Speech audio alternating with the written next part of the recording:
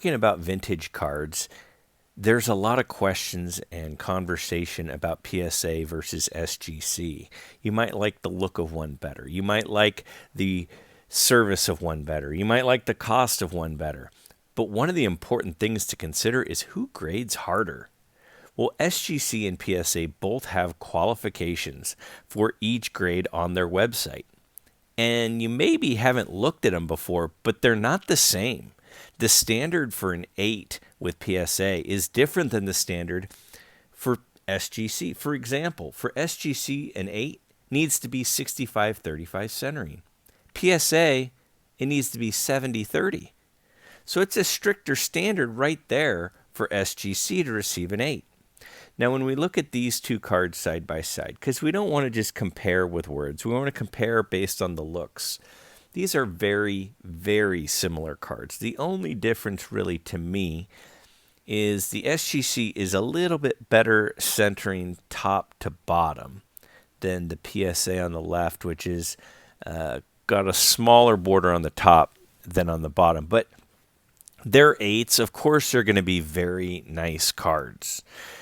But again, when we're looking at the grades, when we're expecting certain grades, when we're submitting, one of the things we really need to do is look at the grading company we're using. Now, for example, for an SGC 7, you could have a diamond cut. You could have a slight diamond cut. PSA doesn't mention anything about a diamond cut. PSA mentions that there could be some slight wax on a 7. It needs to be 70-30 for SGC, but 75-25 for PSA. So again, SGC standards are a little bit stricter for the higher grades. Now, when we look at these two Koufax cards side by side, you'll notice the color looks a little bit better to me on the SGC, but that corner at the top right-hand corner on the SGC has got quite a little ding to it. So I would lean toward the PSA card in this instance. If you have not yet subscribed to my channel, please take a second to do so. It really means a lot when people subscribe. A 6 SGC is 75-25. For PSA, it's 80-20. SGC says it can have more of a diamond cut for a 6. And again, PSA mentions minor wax and 90-10 on the back. So when we look at these two Willie Mays cards, the SGC has some, slight printer marks in that blue section there, whereas the PSA has that print line down the left-hand portion of the card. So for me, when I look at these cards, the centering's great on both. The corners are solid on both. The PSA might be slightly better centering. I probably lean slightly toward the PSA. Again, they're similar. Let's look here at the 5s. So SGC says for a 5, it could have a spider crease along the edge. PSA mentions nothing about a crease for a 5. SGC says it needs 80-20 centering. PSA, it could be 85-15. So again, in a 5 with PSA, there's no mention of a crease. But SGC, there is. Now here we've got a Don Drysdale and a 5 for each. And when we compare these, they're both nice cards. The centering is better on that SGC. But when you look at the back centering on the SGC is not good at all. Looks like a cleaner surface on the PSA.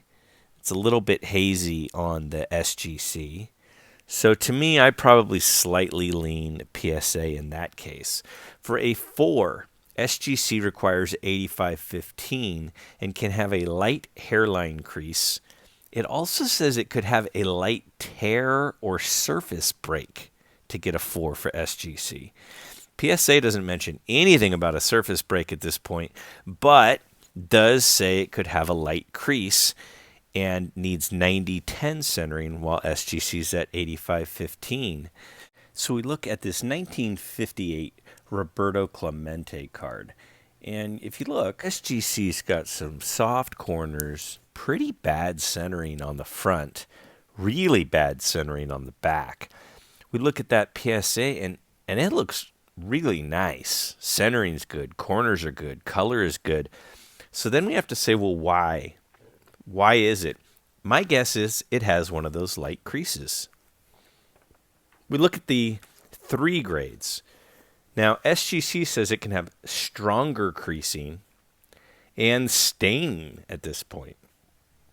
PSA mentions a slight stain is acceptable for a 3. So we look at this 53 mantle. The SGC looks a little bit better centered. The PSA has kind of a rough left edge when looking at the front of the card. So if you're a centering person, you're probably leaning SGC on this one. But PSA's got that edge issue. For 2, SGC says you could have a pinhole on a 2, could have a heavy crease, could have ink or pencil marks. PSA just mentions several creases in this grade.